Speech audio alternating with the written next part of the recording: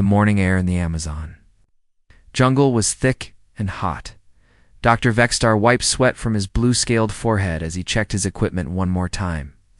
His team of 6 alien scientists stood behind him, all wearing the latest protective gear.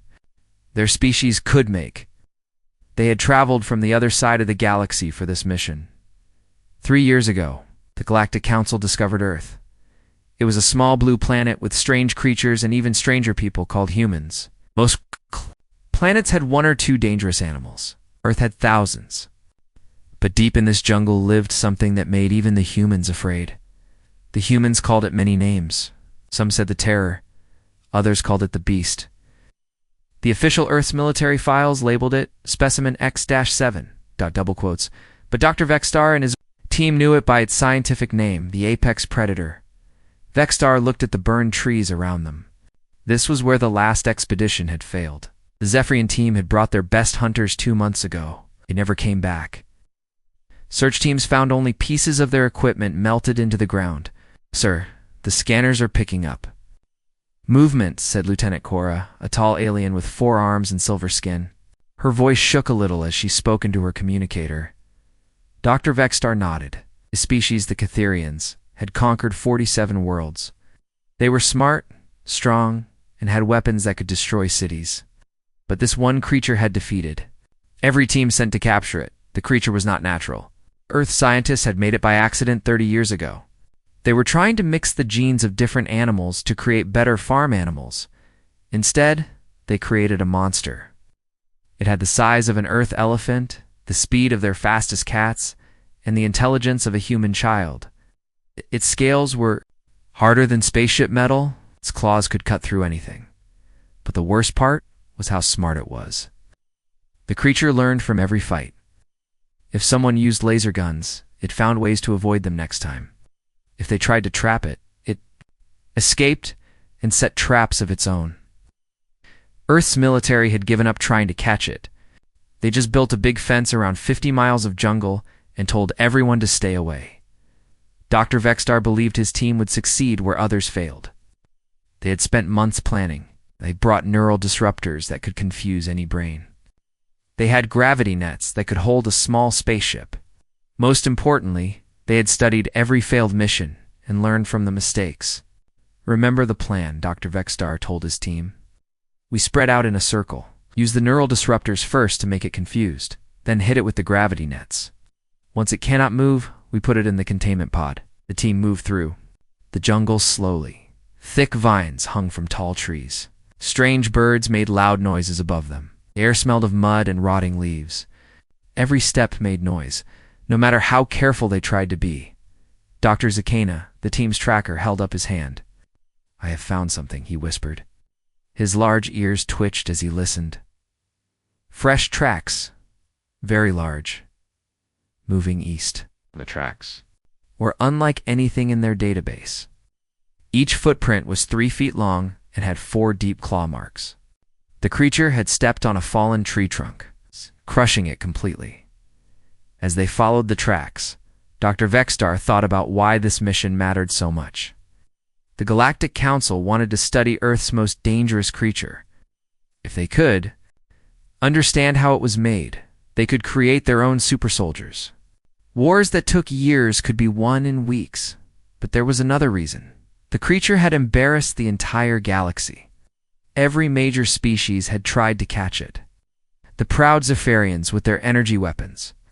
The mysterious collective with their mind powers. The warrior hegemony with their battle suits. All had failed. How could one animal defeat the combined technology of dozens of advanced civilizations? It made no sense. Some council members were starting to wonder if humans were more dangerous than they appeared. A loud crash echoed through the jungle ahead of them. Ow. Trees shook and birds flew away in panic. Dr. Vexstar's team raised their weapons and moved forward. Carefully, they found a clearing where several large trees had been knocked down. In the center sat the creature they had come so far to find. It was huge, 12 feet tall, even while sitting down. Its body was covered in dark green scales that seemed to absorb light. Each scale was perfectly shaped, overlapping like armor. Its head was long, with intelligent yellow eyes that watched them carefully. When it opened its mouth slightly, they could see teeth as long as their hands. The creature did not attack. It just sat there, studying them like they were studying it. Dr. Vexstar realized this was a test. The creature was deciding if they were dangerous. Now, he whispered into his communicator. The team fired their neural disruptors at the same time. 6 beams of blue energy hit the creature from different directions.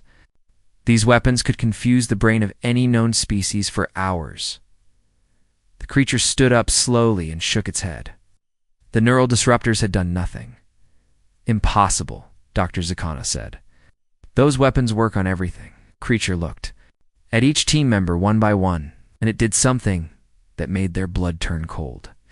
It smiled, not the mindless grin of a wild animal, but the knowing smile of someone who had just figured out a puzzle. Gravity nets, now. Dr. Vexstar shouted. 3 team members fired the gravity nets. These devices could create a field so heavy that nothing could move inside it. The nets hit the creature and wrapped around its body. For a moment, Dr. Vexstar thought they had one. The creature seemed trapped, unable to move its arms or legs. Then the creature began to glow. A soft red light came from under its scales. The gravity nets started to spark and smoke. One by one, they broke apart and fell to the ground as melted metal. The creature stepped out of the broken nets and began walking toward them. Not running or charging, just walking, like it had all the time in the world. Dr. Vexstar's team panicked. They fired every weapon they had. Energy beams bounced off the creature's scales. Explosive rounds did not even leave scratches. Acid sprays rolled off its skin like water. The creature reached Dr. Cora first. Instead of attacking, it gently picked up her weapon with one claw and crushed it into powder. Then it looked at her with those intelligent yellow eyes and made a soft sound, almost like it was laughing. Retreat. Dr. Vexstar screamed. Ow. Everyone back to the ship. His team ran through the jungle as fast as they could. Behind them, they could hear the creature, following but not chasing. It was just walking at the same steady pace, like it was escorting them out of its territory. They reached their spaceship and took off immediately. As they flew away, Dr. Vexstar looked down at the jungle. The creature stood in the same clearing, watching them leave. Even from high above, he could see those yellow eyes staring up at their ship. Dr. Vexstar slumped in his chair. Another failure. Another team defeated by one impossible animal. Soon he would have to report to the Galactic Council that the mighty Catharians had failed just like everyone else. But far below in the jungle, 50 miles away in a small human town, an 8-year-old boy named Jake Morrison was packing a backpack with bandages and snacks. He had heard the explosions and seen the alien ship. His grandmother had told him to stay inside, but Jake was curious about what lived in the deep woods. Tomorrow, he decided he would go exploring. Jake Morrison woke up to the sound of sirens. Red lights flashed outside his bedroom window. He looked at his clock. It was 3 in the morning. Something bad was happening. He ran downstairs to find his grandmother Betty sitting at the kitchen table. She was drinking coffee and listening to a radio. Her gray hair was messy from sleep, but her eyes were wide awake. "What's wrong, Grandma?" Jake asked. Betty looked at him with worry in her eyes. Another alien team tried to catch the creature today. It went very badly. They were telling everyone to stay inside for the next few days. Jake had heard about the creature before. His parents worked with aliens who wanted to study Earth animals. They had told him about something dangerous living in the restricted area, but they never talked about it much. They said it was too complicated for an 8-year-old to understand. "Is it really that scary?" Jake asked. Betty sighed. "I don't know, honey. Nobody really knows what it is anymore. The news says it's a monster. The scientists say it's just a confused animal. All I know is that a lot of people have gotten hurt trying to catch it." Jake ate his breakfast and watched the news with his grandmother. The reporter talked about the failed alien mission. She said the creature had destroyed millions of dollars worth of equipment. But nobody got killed this time, which was good news. The Catharian science team returned to their ship after what officials call a complete mission failure, the reporter said. This marks the 7th failed attempt to capture the creature in the past 6 months. Jake thought about this all day. 7 different alien teams had tried to catch one animal. These aliens had technology that seemed like magic to humans. They could travel between stars and had weapons that could melt metal. How could one Earth creature defeat all of them?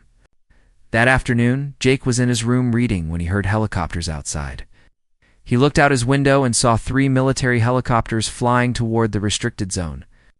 They were carrying large metal containers that looked like cages. "Another capture attempt," Betty said, appearing beside him at the window. "Poor thing, probably just wants to be left alone." Something about the way she said it made Jake think. Maybe the creature was not really evil. Maybe it was just protecting itself. When a dog got scared, it might bite someone. But that did not make it a bad dog. Jake decided he wanted to see the creature for himself, not to catch it or hurt it, just to see what it really looked like. His parents had always taught him that the best way to understand something was to observe it carefully. The next morning, Jake told his grandmother he wanted to go for a walk in the woods behind her house.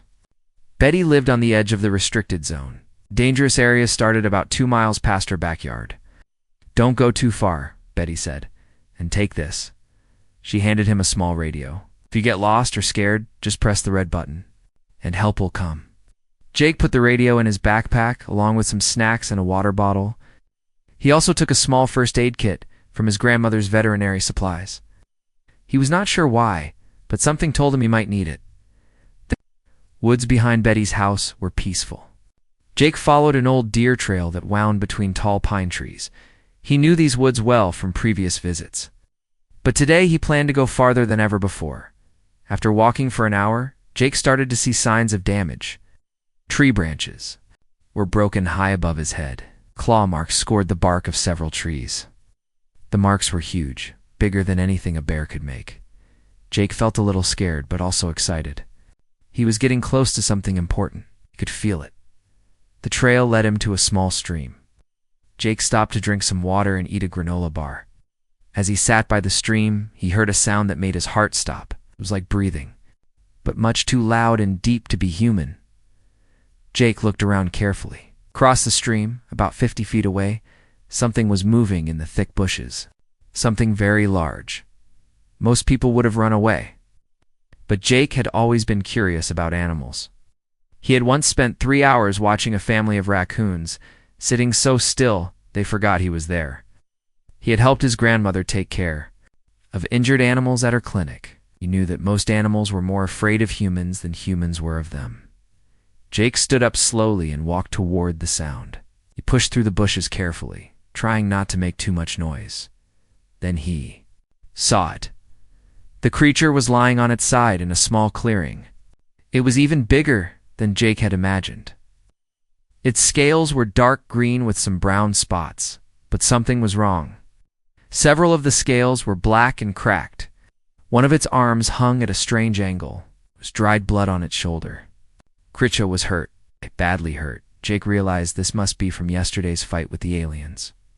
The creature had won, but it had paid a price. Now it was hiding here, trying to heal from its wounds. The creature's yellow eyes opened and looked directly at Jake. For a moment, neither of them moved. Jake expected the creature to roar or attack. Instead, it just watched him with what looked like curiosity. Jake noticed something else in those eyes.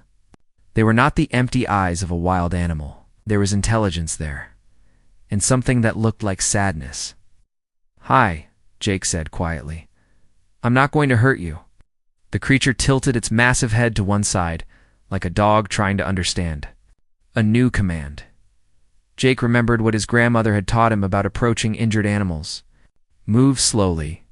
Speak softly. Show that you are not a threat.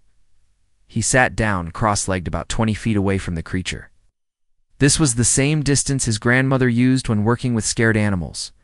Close enough to help, but far enough. A way to let them feel safe. "You're hurt," Jake said. "Those aliens really did a number on you, didn't they?" The creature made a soft sound. Not quite a growl, but not friendly either. It was testing Jake, trying to figure out what kind of human he was. Jake slowly reached into his backpack and pulled out his water bottle.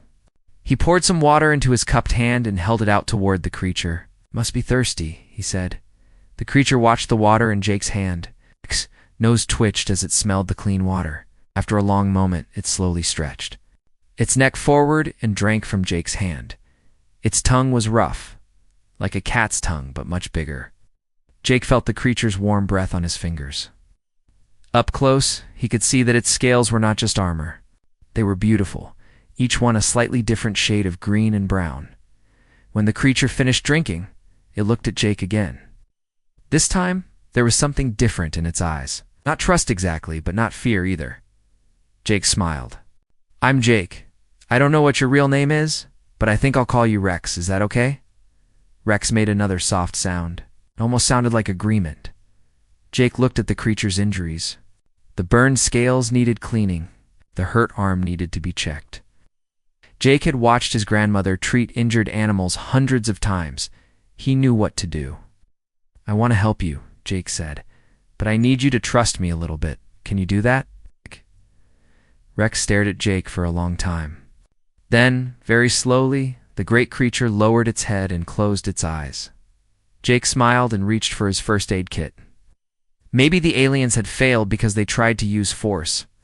Maybe what Rex really needed was a friend, as Jake began cleaning Rex's wounds. He had no idea that he was about to do something that would change the entire galaxy forever. He was just a boy trying to help a hurt animal, but sometimes that is exactly how the most important things begin. Jake visited Rex every day for the next week.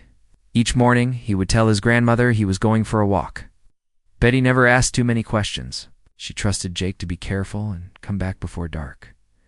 The first few visits were quiet. Jake would sit in the same spot and talk to Rex while cleaning his wounds. Rex would listen, but never responded much. He seemed to be studying Jake, trying to decide if this small human was really safe. On the fourth day, something changed. Jake was putting fresh bandages on Rex's burned scales when he heard helicopters in the distance. Rex immediately became tense. His muscles tightened, and his eyes looked around for danger.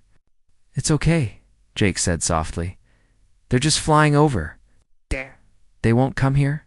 Rex looked at Jake and made a low rumbling sound. It was not threatening. It sounded more like worry. Jake realized that Rex was not just afraid of the helicopters. He was afraid they might hurt Jake. The creature was protecting him. "You don't want me to get in trouble," Jake said with surprise. "You're worried about me." Rex nodded his massive head. It was a clear, understanding nod. Jake's mouth fell open. Rex understood every word he was saying. From that day on, Jake started really talking to Rex. Not just baby talk like people used with pets, but real conversations. Rex could not talk back with words. But he found other ways to communicate. When Jake asked Rex if he was hungry, Rex would nod or shake his head. When Jake asked if something hurt, Rex would point to the spot with his claw. When Jake told funny stories, Rex would make a sound that was almost like laughing. Jake also discovered that Rex was incredibly smart. Smarter than most people realized. Rex remembered everything Jake taught him. He learned to be gentle with his massive claws when Jake was nearby. He learned to move quietly so he would not scare away birds that Jake liked to watch. Most amazing of all, Rex began bringing Jake gifts. The first gift was a strange rock that sparkled in the sunlight. Rex had placed it carefully next to the tree where Jake always sat. The next day, it was a colorful feather from a bird Jake had never seen before. Then came interesting pieces of metal that must have fallen from alien ships. Jake realized that Rex had been watching him carefully. He noticed what Jake looked at with interest. Then Rex would go find similar things and bring them back. "You're collecting things for me," Jake said one afternoon, like a friend would do. Rex made us happy. Rumbling sound and gently touched Jake's shoulder with one claw. It was the first time Rex had touched him on purpose. Jake felt honored. But while Jake and Rex were becoming friends, the outside world was getting more dangerous. More alien teams kept arriving. Each team was bigger and had better equipment than the last. Jake learned about this from listening to his grandmother's radio. The news talked about the escalating situation in the restricted zone. World leaders were getting embarrassed that Earth's most dangerous creature could not be captured. They were letting alien teams try more extreme methods. The hegemony arrived. With quantum phase hunters, These were robots that could become invisible and walk through solid objects. Jake watched from the edge of the clearing as 6 silver robots searched the forest. They moved like ghosts, appearing and disappearing. As they hunted for Rex, Rex hid in a cave during that hunt. But he was not hiding because he was scared. He was hiding because he did not want to hurt the robots. Jake realized that Rex only fought when he was cornered and had no choice. "You don't like fighting, do you?" Jake asked, when the robots had. Rex shook his head sadly. Then he showed Jake something that made the boy's heart break. Rex's claws were covered in scratches and dents. His scales had scars from dozens of battles. Rex was tired of fighting, but the aliens kept forcing him to defend himself. The next team was even worse. The collective sent creatures that looked like floating jellyfish with glowing brains. These aliens could read minds and control thoughts. Jake watched from behind a tree as they tried to take over Rex's brain. Rex fought back by thinking about Jake. Every time the aliens tried to control his mind, Rex would remember playing with Jake or receiving gifts from the boy. The happy memories were so strong that the mind controllers could not break through them. When the jellyfish aliens gave up and left, Rex came to find Jake. The great creature gently picked up the boy and carried him to a safe spot. Rex was protecting Jake from the dangerous aliens. That night, Jake had a long talk with his grandmother. He told her everything. About finding Rex, about treating his wounds, about their friendship. He expected Betty to be angry or scared. Instead, Betty listened carefully to every word. When Jake finished his story, she was quiet for a long time. "I believe you," she finally said. "I've been watching you come back from your walks. Been happier and more confident. Something good has been happening to you out there." Betty had been a veterinarian for 40 years. She understood animals better than most people. She knew that some creatures could form special bonds with humans. "Can I meet him?" Betty asked. Jake was nervous about bringing his grandmother too. "See, Rex? What if Rex thought she was a threat? What if she got scared and called the authorities?" But Rex surprised Jake again. When Betty entered the clearing, Rex immediately lay down flat on the ground. This made him look smaller and less threatening. He kept his claws tucked under his body and his head low. Rex was showing respect to Jake's elder. He understood family. Relationships, Betty approached slowly, the same way she would approach any large animal. "Hello, Rex," she said in her calm veterinarian voice. "Jake has told me a lot about you." Rex lifted his head and looked at Betty. After a moment, he made his friendly rumbling sound. Betty examined Rex's wounds with professional skill. "Jake has done excellent work," she said. "These are healing very well. Some of these older scars worry me. This poor creature has been through terrible fights." Over the following days, Betty began helping Jake care for Rex. She brought proper medical supplies and taught Jake better techniques for treating injuries. Rex seemed to understand that Betty was trying to help him. He was patient during examinations, and even seemed grateful for the extra care. But the alien expeditions were getting more desperate. Jake heard on the news that the Galactic Council was losing patience. They were threatening to use weapons that could destroy the entire forest if necessary. Jake felt scared and angry. These aliens were willing to hurt Rex and destroy his home, just to prove they were stronger. Did not care about understanding Rex or helping him. They only cared about winning. That night, Jake made a decision. He was going to find a way to protect his friend. He did not know how an 8-year-old boy could stop advanced alien civilizations, but he had to try. Rex had shown him that friendship and understanding were more powerful than weapons and force. Maybe it was time to show the galaxy the same. Lesson as Jake fell asleep, he could hear Rex moving through the forest nearby. The creature was patrolling the area, making sure Jake was safe. Even after all the pain and fighting, Rex still chose to protect rather than attack. Tomorrow, Jake decided he would figure out how to protect Rex in return. The morning that changed everything started with an emergency broadcast. Jake woke up to find his grandmother listening to the radio with a worried expression. Government officials were speaking in serious voices about a final solution to the creature problem. "The Galactic Council has given Earth leaders an ultimatum," the news reporter said. "Either deliver the creature within 72 hours, or they will use orbital bombardment to destroy the entire restricted zone. Jake felt his stomach drop. Orbital bombardment meant shooting energy beams from space. It would kill Rex and destroy thousands of acres of forest. All the animals and plants that live there would die too. They can't do that, Jake said. Rex hasn't done anything wrong. He's just protecting himself. Betty turned off the radio and looked at Jake with sad eyes. Honey, the world leaders are scared.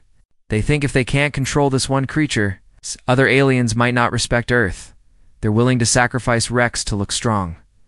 Jake felt angry tears in his eyes. The adults were making decisions about his friend without ever trying.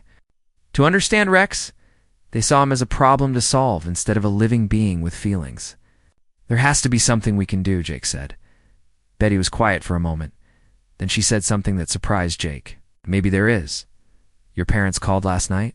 They're flying here today with some very important people. They want to meet you and Rex. Jake's parents arrived that afternoon with a small group of scientists and military officers.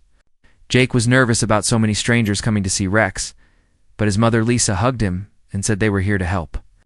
Jake, we've been watching the security footage from the alien expeditions, his father Carl said. We know you've been visiting the creature. At first we were scared for you, but then we saw something amazing. One of the military officers, Colonel Brooks, showed Jake a tablet computer. On the screen was a video of Rex gently placing a flower next to the tree where Jake always sat. This was taken yesterday, Colonel Brooks said. The creature has never shown this kind of behavior before. It's acting differently because of you. Martinez, a xenobiologist who worked with Jake's parents, leaned forward. Jake, we need you to help us prove something to the Galactic Council. We think you've achieved something that no one else has managed. You formed a real friendship with the creature. Jake did not understand why this was so important until Dr. Martinez explained. The alien species all believed that Earth's creature was just a mindless monster. They thought it could only be controlled through force. If Jake could prove that Rex was intelligent and peaceful, maybe the aliens would stop trying to capture him. But how do we prove it? Jake asked. Want to film you and Rex together, his mother said. We'll show the footage to the Galactic Council. If they see Rex being gentle and friendly with you, they might understand that he's not a threat. Thought about this. He trusted his parents, but he was worried about bringing so many people to meet Rex. What if Rex got scared and thought they were another capture team? I'll do it, Jake said finally.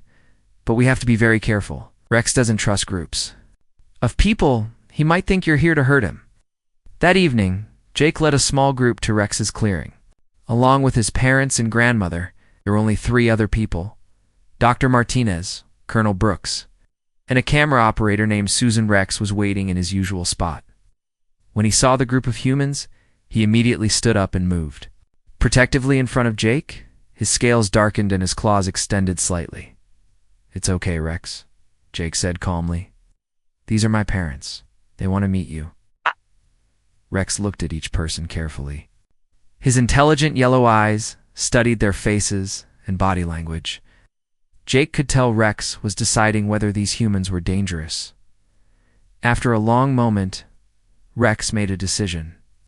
He lay down flat on the ground, just like he had done when meeting Betty. This was his way of showing that he was not a threat. Hello, Rex, Jake's mother said softly. Thank you for taking care of our son. Rex tilted his head and made his gentle rumbling sound. He understood that these were Jake's family. For the next hour, Susan filmed everything. She recorded Jake playing simple games with Rex. She filmed Rex carefully picking up small objects with the tips of his claws to show Jake. She captured the moment when Rex gently touched Jake's hand with his nose, like a dog asking for pets. The most amazing moment came when Jake asked Rex to show his intelligence. Rex used his claw to draw shapes in the dirt. First a circle, then a square, then a triangle. When Jake drew a star, Rex copied it perfectly. Remarkable, Dr. Martinez whispered. He has the intelligence of at least a 10-year-old human child. But the best part was not Rex's intelligence. It was the obvious love between him and Jake. Rex's whole body language changed when Jake was near. The fierce creature became gentle and playful. He made soft, happy sounds that Jake had never heard him make around anyone else. When Colonel Brooks moved too close to Jake, Rex immediately stepped between them. Not aggressively, but protectively. Rex was guarding Jake without being asked. He sees Jake as family, Betty observed. Look at how he positions himself. He's treating Jake like a parent protects a child. The filming session lasted 3 hours. By the end, even Colonel Brooks was amazed by what he had seen. Rex had shown intelligence, emotion, playfulness, and above all, love. That night, Jake's parents worked with Earth's leaders to send the footage to the Galactic Council. The video was transmitted to alien ships across the solar system. The response was immediate and shocking. Dr. Vexstar, who had led the failed Catherian expedition, was the first to respond. "This changes everything," his message said. "We have been approaching this situation completely wrong. The creature is not a mindless beast. It is a sentient being capable of forming emotional bonds." Other alien leaders sent similar messages. They had spent months trying to capture Rex using force and technology. None of them had considered trying to understand him or treat him as an individual with feelings. Within 24 hours, the Galactic Council called off all capture attempts. Instead of orbital bombardment, they requested permission to send peaceful ambassadors to study Rex's behavior and intelligence. But the biggest change was not political, it was personal. The galaxy had learned something important about humans. While alien civilizations focused on technology and power, humans understood something deeper. They knew that intelligence without empathy was useless. They knew that the strongest bonds came from kindness, not force. Jake Morrison, age 8, had succeeded where the greatest minds in the galaxy had failed. He had not captured Rex or tamed him. He had done something much more powerful. He had become Rex's friend. Rex was relocated to a larger protected habitat where he could live safely. Jake visited him every weekend. Scientists from many worlds came to study their friendship, trying to understand how a human child had achieved what their advanced civilizations could not, but Jake never thought of it as an achievement. To him, Rex was just his friend. And friendship, Jake had learned, was the most natural thing in the world. The story of Jake and Rex spread across the galaxy. It became a symbol of what was possible when beings chose understanding over conquest, patience over force, and love over fear. And in a small town on Earth, an 8-year-old boy continued to visit his best friend, never knowing that their friendship had changed the way an entire galaxy thought about what it meant to be strong.